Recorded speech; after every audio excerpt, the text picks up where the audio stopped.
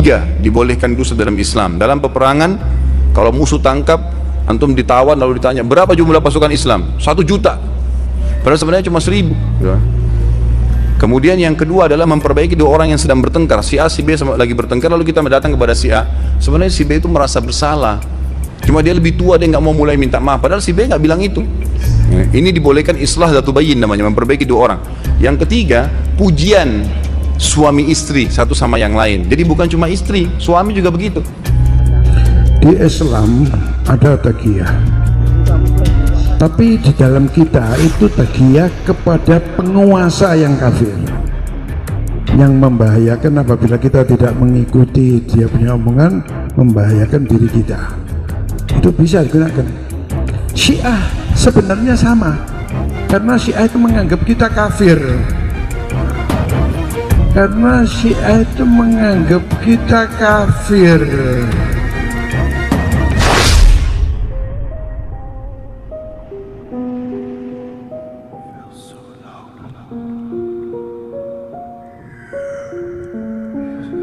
Di dalam Islam itu, setiap muslim itu walaupun dia sholat, taat, tetap masuk neraka. Karena ada di dalam Al-Quran, dalam surat Maryam ayat 71.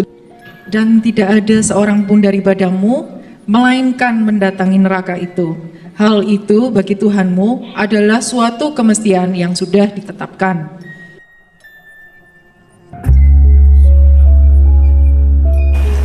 Ibu jangan anggap enteng ini, Bu.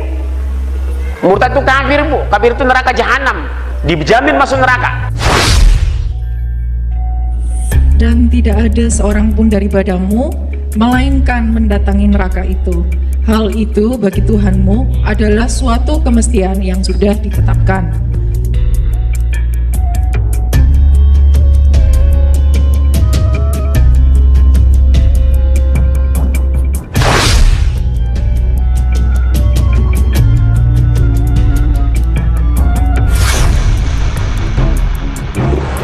Tidak benar, saya ulangi, tidak benar bahwa Nabi Muhammad sudah dapat jaminan sorga. Sorga itu hak prerogatif Allah. Oke, prerogatif. Ya toh.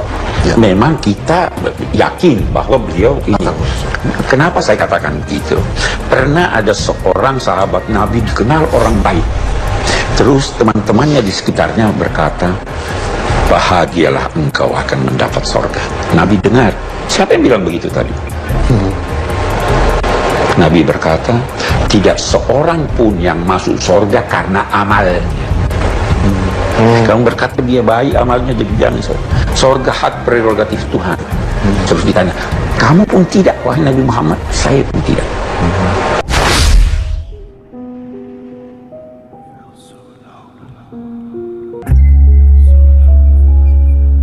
Orang masuk surga karena dia mengucapkan asyhadu alla ilaha illallah wa asyhadu anna muhammadar rasulullah.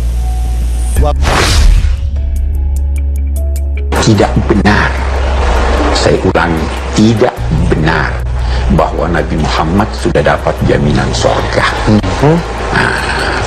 Kiai sebesar apapun, setaat apapun, jangan pastikan bahwa dia masuk surga. Sebaliknya, manusia sedurhaka apapun, jangan pastikan bahwa dia pasti masuk neraka, karena itu hak prerogatif Tuhan.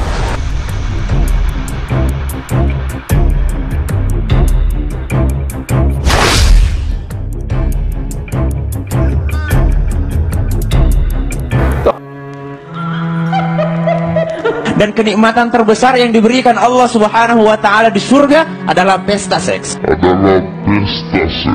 Kenapa? Karena ini yang disuruh tahan di dunia oleh laki-laki.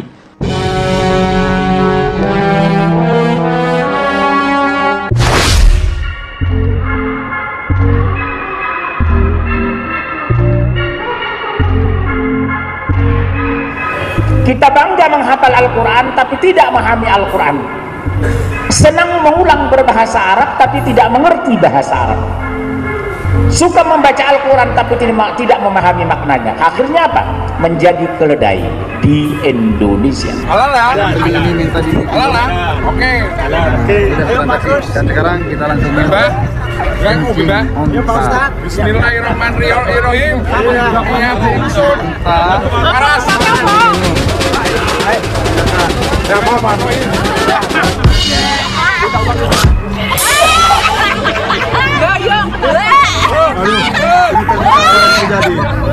Apa yang terjadi? Terus. Langsung keluar semua kotoran-kotoran. Keluar semua kotoran-kotoran yang ada di dalam. Foto lagi. Itu ugatnya. Oh, dicampur susu kok, bener kok. Itu dia. Kok uya itu.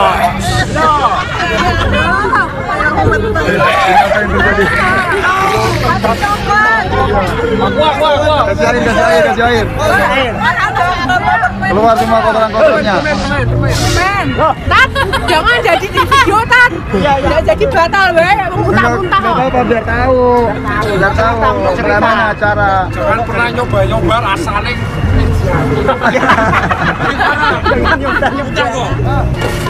rasanya.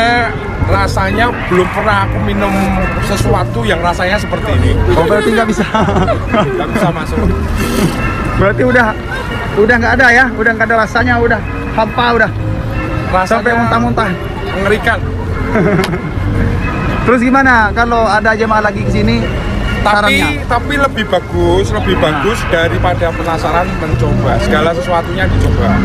Insya Allah kalau punya sakit penyakit seperti yang sudah dibicarakan, sembuh.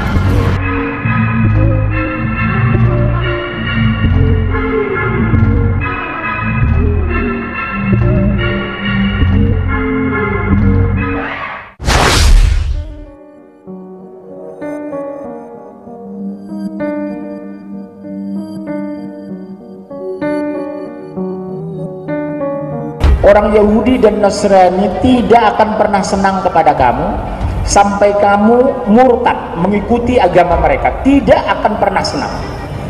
Oleh sebab itu Al-Quran tegas, la tattakhizu yahuda wan nasara awliya.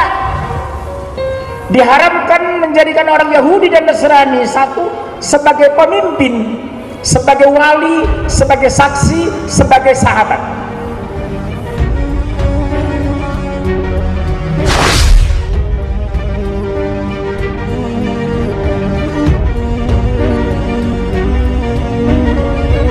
Ada dikurung ya, apabila kamu bertemu dengan orang kafir di medan perang itu dibuang, maka pancunglah batang leher mereka.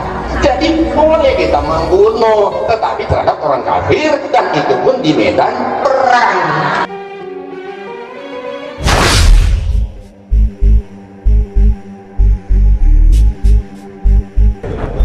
Apa syarat poligami? Harus minta izin dengan istri? Tak ada. Saya ke sini, nikah saya sekali lagi sini, istri saya tak tahu, sah. Kemudian besok nanti malam ke Jakarta nikah sekali lagi, sah. Kemudian habis itu nanti kami ke Yogyakarta, pengajian di Jogja, nikah sekali lagi, sah. Yang kelima baru tak sah. Selama masih 4 sah. Jadi kalau mau tetap sah gimana? Ceraikan yang satu, nikah lagi, ceraikan satu, nikah lagi.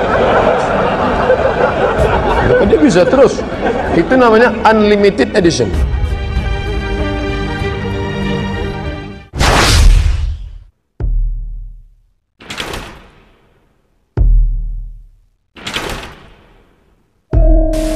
Injil itu adalah kitab sucinya kita, yang namanya sekarang Al-Quran. Taurat itu adalah kitab suci kita, yang namanya Al-Quran. Zabur Daud atau Mizmur Eleh Hadebarim, kitab Mazmur di Kristen itu, itulah yang namanya sekarang Al-Quran. Semua kitab yang dibawa nabi-nabi ke dunia yang tidak terbukukan hanya dengan ucapan lisan mereka, lalu pada abad yang ke-7 terbukukan di dalam su'ub, dan sekarang dalam zaman modern namanya Al-Quran.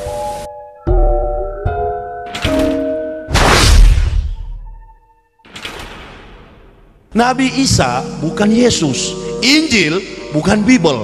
Orang Islam dan Kristen di Indonesia ini terkadang salah. Itulah sebabnya jadi aneh di Indonesia dan negara-negara di dunia ini. Kok seolah-olah Isa itu Yesus. Jadi ini kesimpulannya, Isa dan Yesus serupa tapi tidak sama.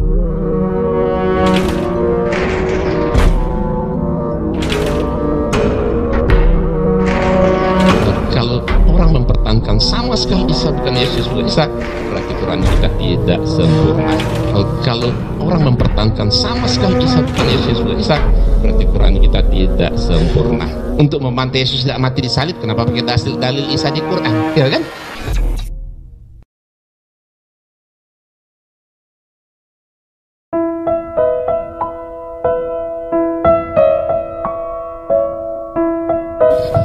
Quran hanya memberi info dan mengkritik, tapi untuk membuktikan lihat di Alkitab itu. Quran hanya memberi info dan mengkritik, tapi untuk membuktikan lihat di Alkitab itu.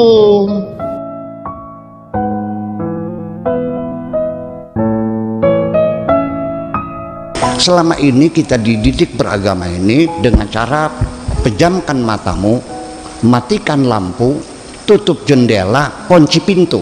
Yakinlah begitu caranya.